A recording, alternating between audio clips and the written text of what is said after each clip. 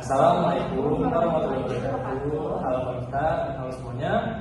Perkenalkan, nama saya Muhammad Rizky Solse. Saya Sastra Rahmadia. Jadi agenda kami hari ini ingin melakukan sebuah wawancara yang berkaitan dengan event organizer. Jadi langsung saja, udah dengar sumbernya.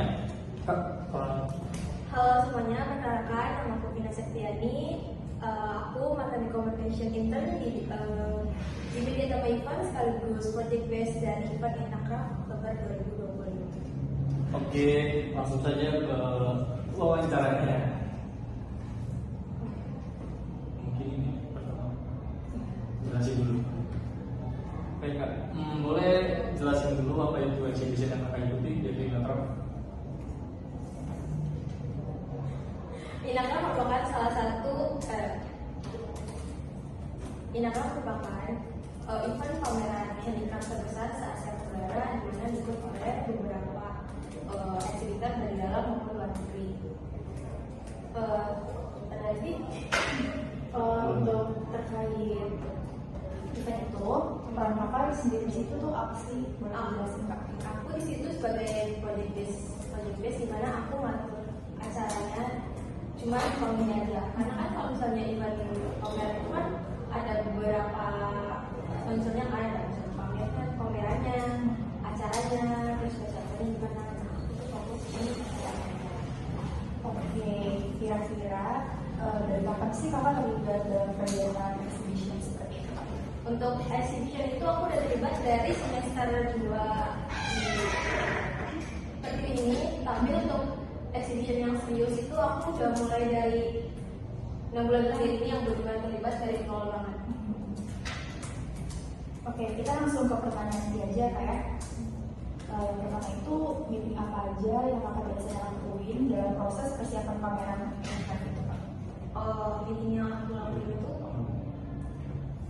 sebenarnya ada beberapa meeting yang dilaksanakan selama persiapan acara tergantung dari divisinya masing-masing. Tapi untuk generalnya ada namanya rapat itu para kerja. Dia tuh meetingnya dari internal IO-nya dan kliennya. Dia itu membahas tentang dasar dari acara itu gimana, kayak konsepnya gimana, penunjukan dari ketua pelaksanaan siapa, nanti acaranya akan berbeda apa enggak, terus targetnya siapa gitu. Itu namanya rapat. Setelah rapat itu biasanya ada meeting-meeting lain per divisi, dan yang paling heavy itu sekarang mereka tuh harus targetnya menjadi sekitar gitu. Terus selanjutnya adalah kalau misalnya fasilitasnya udah kumpul segala macam, mereka di acara itu tim program itu udah mulai meeting ke klien kayak menjelaskan isi acara itu seperti apa. Terus juga ada yang namanya kita menyusun deck untuk mengisi acara. Terus kita jelasin ke klien gimana kira-kira misalnya seperti ini apakah sudah sesuai. Kalau misalnya sudah asli dengan klien, nanti bakalan kita masukin ke Rangga. Itu nanti kita meeting lagi gimana nanti baiknya, lalu gimana. Soalnya mendekati acara itu biasanya ada technical meeting, di mana biasanya tuh technical meeting diadakan bersama peserta pameran untuk menjelaskan kayak konsep acaranya, terus nanti layarnya seperti apa. Jadi untuk gambaran kepada peserta acara itu. Selanjutnya juga ada kayak meeting sama vendor, sama FOH, terus meeting kecil sama internalnya juga kayak mas checklist, atau segala macam.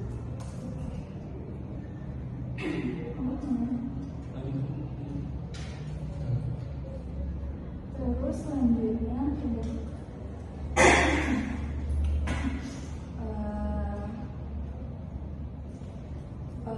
tujuan utama dari meeting tersebut itu kira-kira terutama yang berkaitan dengan koordinasi peserta pameran itu gimana?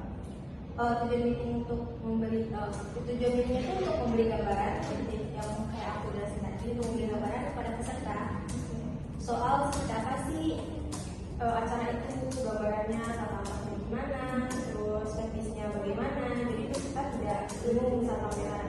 Dan lagi kita juga menjelaskan detail nanti fasilitasnya ada apa aja, nanti kalau misalnya ini mau gimana, kayak fasilitas dan apa yang kita dapatkan di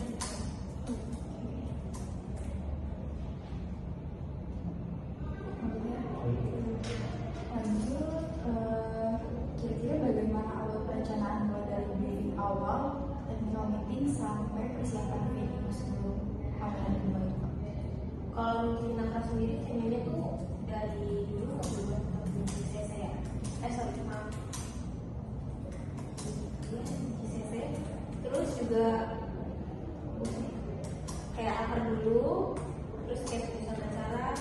Sebenarnya kalau misalnya yang kayak gini kurang ini tahu. Ya deh, Mbak. Gimana ya ceritanya?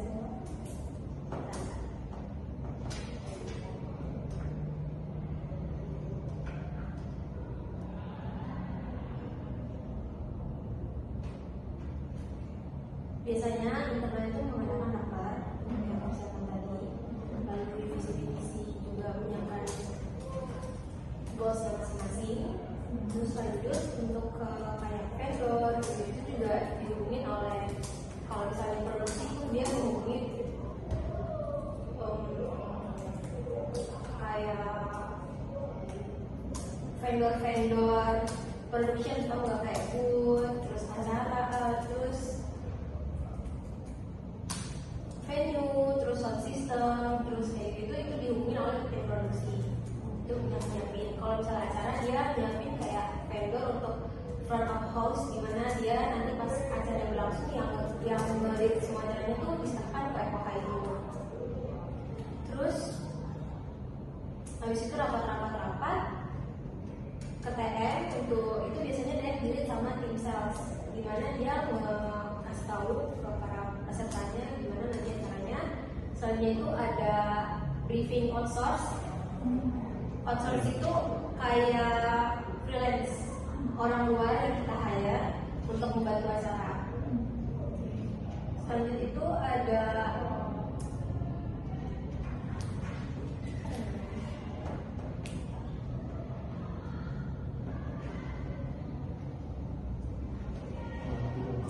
press release. Sebelum hari itu nanti akan ada press release, selanjutnya baru opening. Selanjutnya divisi atau pihak mana aja sih kan yang terlibat dalam bikin persiapan itu seperti vendor operasi, keamanan, logistik, dan tenan. Kalau misalnya itu lebih ke kalau di sini itu beda dari vendor ya. Vendor itu dari luar yang aku bilang tadi. Yang vendor ada tim produksi kalau di aku. Terus untuk kayak yang lain-lain keamanan itu maksudnya ke outsource. Jadi divisi yang terlibat itu ada hampir semua divisi terlibat. Contohnya ada sekretariat, itu biasanya dia yang menghubungi undangan kayak undang kementerian, undang orang-orang penting itu dari sekretariat. Terus yang kedua ada tim produksi yang mengurusi semua keperluan acara kayak dari food, venue, sound system segala macam peralatan teknisnya diurusin sama produksi. Selanjutnya ada divisi marketing communication, yaitu divisi aku sendiri. Dia ngelit tiga tim, ada tim humas untuk publikasi dan promosi. Terus yang kedua ada tim acara, itu tim aku yang ngelit acara seperti apa, nanti bagaimana. Terus yang ketiga ada sponsorship dan partnership yang bakalan handle sponsor dan partnership di event tersebut. Selanjutnya ada tim sales yang gak bakalan pilihnya karena dia yang bakalan nyari kayak pesertanya, dia yang nyari sesuatu tim sales. Terus tim akuntansi juga berperan, sama HRD-nya juga berperan untuk pengadaan dalam event tersebut. Kayak makanya nanti bisa sama tim GA. Terus HRD itu untuk ngelit outsource yang dari luar kayak outsource cleaning service, outsource dari keamanan, terus outsource ticketing itu biasanya dari luar, itu di lead sama HRD. Berarti kalau event itu peserta tuh harus dicari dulu. Pesertanya tuh peserta apanya dulu, peserta yang datang atau peserta tamunya. Kalau yang datang itu biasanya ya kemauan sendiri. Kalau kamu yang minat dengan handicraft, kayak handicraft nih ya udah kamu pasti datang dan beli tiketnya. Tapi kalau misalnya kayak yang sisanya itu biasanya dicari, atau yang sudah dari dulu stand buka stand itu dia bakal buka lagi. Oke, nah, kira-kira tantangan apa aja sih Kak atau kendala yang sering muncul saat meeting berlangsung? Paling perbedaan pendapat sama waktu sih, dalam waktu. Karena biasanya kalau meetingnya udah mulai serius, kita kadang suka udah lupa yang kayak udah jam berapa nih. Kadang aku bisa bikin sampai jam 9 sampai jam 10, setengah 10 malam. Itu kalau udah mendekati acara itu kita udah kayak udah selesai aja waktunya.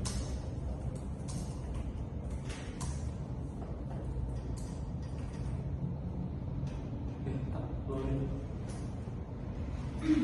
Oke, menurut kakak, apa faktor kunci agar meeting persiapan exhibition berjalan efektif dan tidak menunggak timeline persiapan? Based on checklist.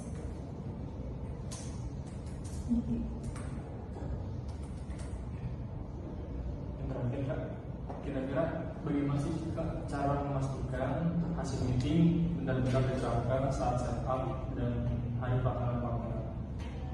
Yang tadi dengan membuat checklist acara dengan membuat checklist acara, jadi kita bisa mencontohkan nih hasil dari apa yang kita rapatin, hasilnya bersama seperti apa, kita print nanti pada di lapangan, kita tinggal misalnya nih ini sudah sesuai apa belum. Kalau misalnya belum, kita bisa langsung nyari kita harus kemana nih, vendor kah, atau ke GL kah, atau kemana kah. Jadi semua itu harus ada strukturnya based on checklist.